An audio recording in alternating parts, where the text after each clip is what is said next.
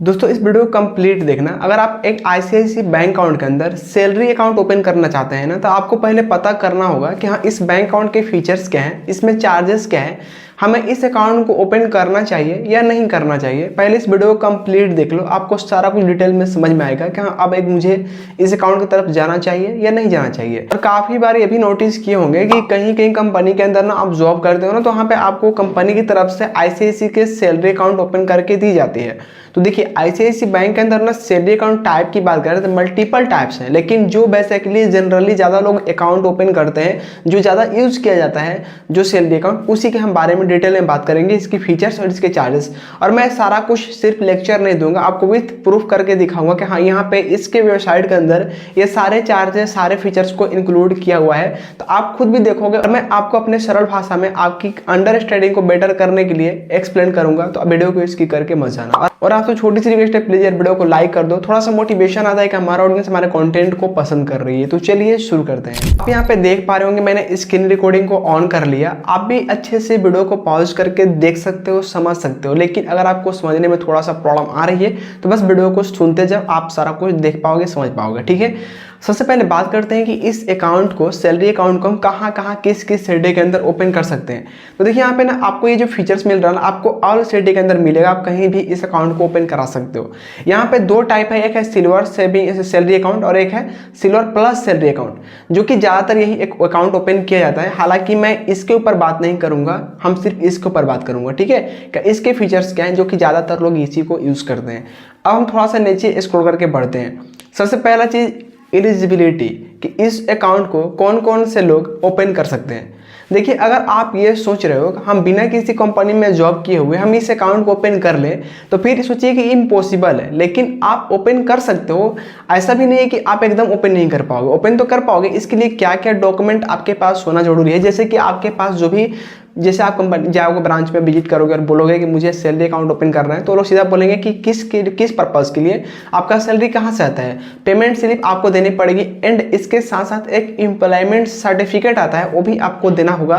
तो जो कि हम लोग जैसे यूजर्स को ये थोड़ा सा सर्टिफिकेट को लाना डिफिकल्ट हो जाता है, तो इसलिए बोला मैंने शुरू में कि आप इसको ओपन नहीं कर सकते। लेकिन अगर आपकी रिलेशनशिप की कोई स्टाफ है, कोई कर्मचारी है आपके ब्रांच के अंदर, तो आप उससे कॉन्फ्रेंस करवा के ओपन करा सकते हो। लेकिन अगर आपने ये सारा कुछ नहीं है आपके पास, तो फिर आप इस अकाउंट को ओपन नहीं करा पाएंगे। फिर आपको अकाउंट ओपन कैसे करना होगा, किसी आप कंपनी में जॉब कर रहे हो, वहां पे कंपनी की तरफ से अकाउंट ओपन कराई जा रही है, तो फिर नो इश्यू, आप अकाउंट को ओपन कर पाओगे।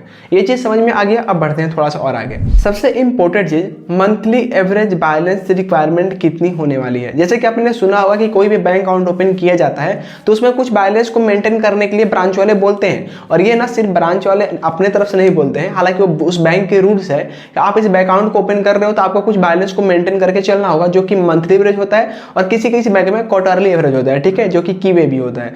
तो इसमें जो मंथली बैलेंस है ना, वो मुझे काफी अच्छा लगा कि यहाँ पे नील है, यानी कि जीरो है।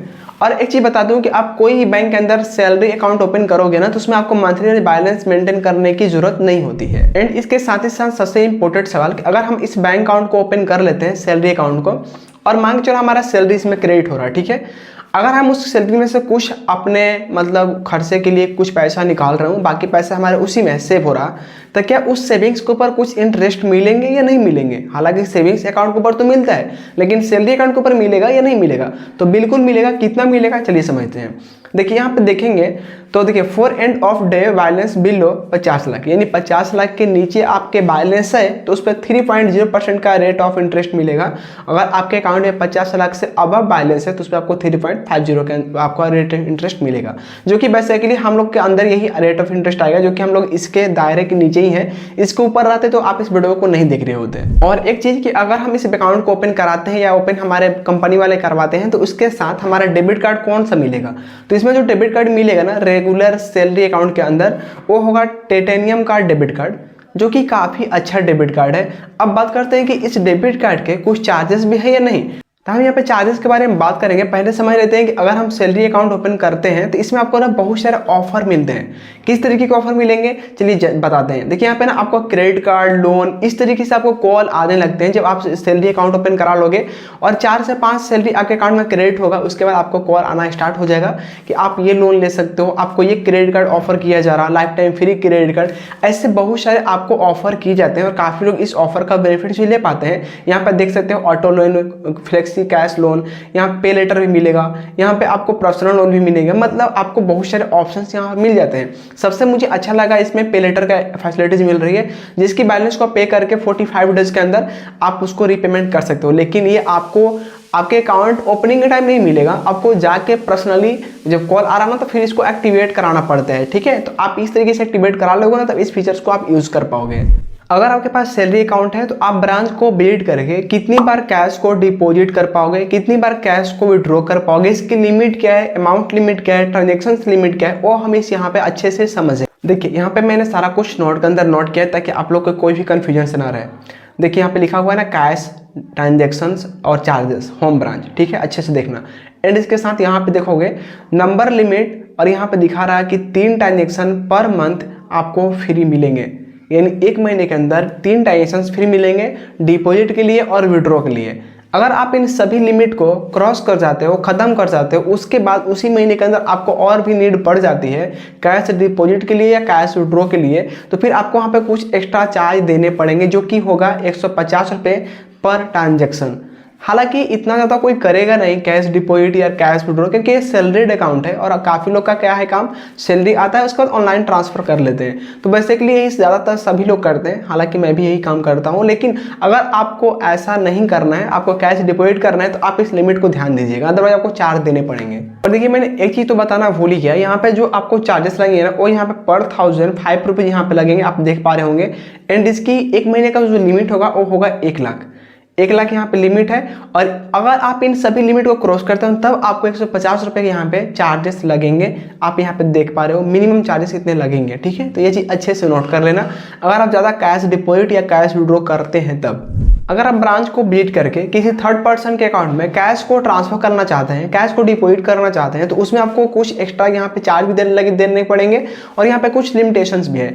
देखिए आप यहाँ पे सिर्फ 25,000 तक थर्ड पर्सन के अकाउंट में मनी को ट्रांसफर कर पाएंगे, कैश को ट्रांसफर करा पाओगे ब्रांच को विजिट करके। अगर आप इन लिमिट को क्रॉस कर जाते हो तो फिर यहाँ पे भी आपको 150 रुपये का एक्स्ट्रा चार्ज पर ट्रांजेक्शन देने पड़ेंगे, जो कि मैं आपको ये रिकमेंड नहीं करूँगा कि आप ब्रांच को विजिट करके किसी थर्ड पर्सन के अकाउंट में मनी को ट्रांसफर करें। आप खुद से ऑनलाइन कर लें, आपको ऑनलाइन सारे फीचर्स मिलते हैं बिल्कुल फ्री ऑफ कॉस्ट, आप उसको यूज़ करें, ब्रांच को विजिट ना करें। अब बात करते हैं कि हमें जो डेबिट कार्ड मिल रहा है ना इस सैलरी अकाउंट के साथ, उसका एनुअल चार्ज कितना होगा। एनुअल चार्ज उसको बोलते हैं जैसे आपने आज डेबिट कार्ड लिया, अकाउंट ओपन हुआ, तो फिर अगले साल ना आपको एनुअल चार्ज आपके अकाउंट से कट जाएंगे। कितना कटेगा वो चीज़ समझिए। देखिए यहाँ पे ना 2 चार्जेस यहाँ पे इंक्लूड है, एक है 200 रुपये पर एनम और एक है 99 पर एनम।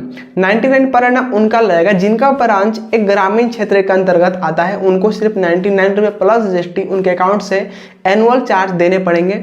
जिनका ब्रांच ग्रामीण क्षेत्र से नहीं है, अर्बन है, सेमी अर्बन है, मेट्रो है, तो उनको यहाँ पे 200 रुपये प्लस जीएसटी यहाँ पे पर एनम के हिसाब से उनके अकाउंट से डेबिट हो जाएंगे।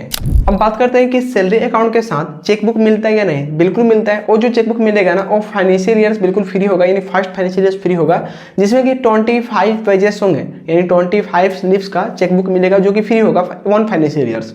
एंड उसके बाद अगर आपको और चेकबुक की नीड है तो आपको पर पेज 4 रुपीज़ एक्स्ट्रा देने पड़ेंगे, जो कि ये जरूरत नहीं है किसी को।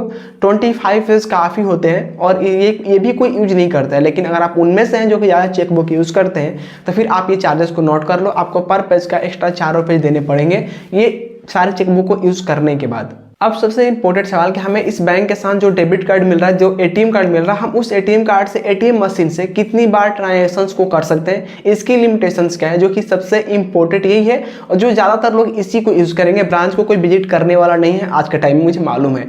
तो यहाँ पे सबसे अच्छी खबर निकल के ये आ रही है कि सैलरी अकाउंट के अंदर ना कोई भी लिमिटेशन नहीं होता है। जैसा कि आप यहाँ पे देख पा रहे होंगे बिल्कुल अनलिमिटेड है। आप ICICI बैंक के एटीएम से विड्रॉ करो या कोई अदर एटीएम से विड्रॉ करो, यहाँ पे आपको कोई भी यहाँ पे लिमिटेशन नहीं है, बिल्कुल फ्री है। अनलिमिटेड, आप जितनी बार चाहे जितनी बार कैश को निकाल। लेकिन अभी मैं जो आपको लिमिट बताया ना, ये सिर्फ किसके लिए है, यानी नॉन मेट्रो सिटी के अंदर। अगर आप मेट्रो सिटी में जाते हो तो वहाँ पे आपको कुछ चार्जेस देने पड़ेंगे और यहाँ पे कुछ लिमिटेशंस है, तो वो चीज़ आपको ध्यान देना होगा। चलिए मेट्रो सिटी में बात करते हैं क्या लिमिटेशंस मिलने वाली है। यहाँ पे आपको 6 मेट्रो लोकेशन, जैसा कि आपको पता है कि मुंबई, न्यू दिल्ली, चेन्नई, कोलकाता, बेंगलुरु एंड हैदराबाद। तो यहाँ पे आपको जो मिल रहा है ना ट्रांजेक्शन लिमिट, वो मिल रहा है 3 ट्रांजेक्शन लिमिट फ्री, यानी मेट्रो सिटी के अंदर 3 ट्रांजेक्शन लिमिट आपको फ्री मिल रहा है। अगर आप इन 3 ट्रांजेक्शन लिमिट को यूज़ कर लेते हो और फिर से आपको नीड है ट्रांजेक्शंस को या कैश विड्रॉ करने को उस मेट्रो सिटी के अंदर, तो फाइनेंशियल ट्रांजेक्शंस पर 21 रुपीज़ प्लस जीएसटी आपको पर ट्रांजेक्शन चार्ज लगेंगे और नॉन फाइनेंशियल पे 8.5 रुपये प्लस जीएसटी पर ट्रांजेक्शन आपको यहाँ पे एक्स्ट्रा चार्ज देने पड़ेंगे। तो वो चीज़ समझ लीजिएगा, तभी आप इतने ट्रांजेक्शन को लिमिट को क्रॉस करना, अदरवाइज आपको चार्ज देने पड़ेंगे। आई होप कि अब आपको समझ में आ गया होगा कि हमें आईसीआईसीआई बैंक अकाउंट जो सैलरी अकाउंट है वो ओपन करना चाहिए या नहीं करना चाहिए। और मैं यहाँ पे वो सारे टॉपिक को कवर किया जो कि बेसिकली सबको इसी की नीड होती है और एक्स्ट्रा किसी को जरूरत कुछ पढ़ने वाला नहीं है। अगर फिर भी आपको कोई क्वेश्चन हो, कोई कन्फ्यूजन हो, तो आप कमेंट सेक्शन में कमेंट करके हमसे पूछ सकते हैं। इस वीडियो को यहीं पे एंड कर रहे हैं फ्रेंड्स, मिलते हैं एक नए वीडियो में। Subscribe the channel for more videos. Thank you.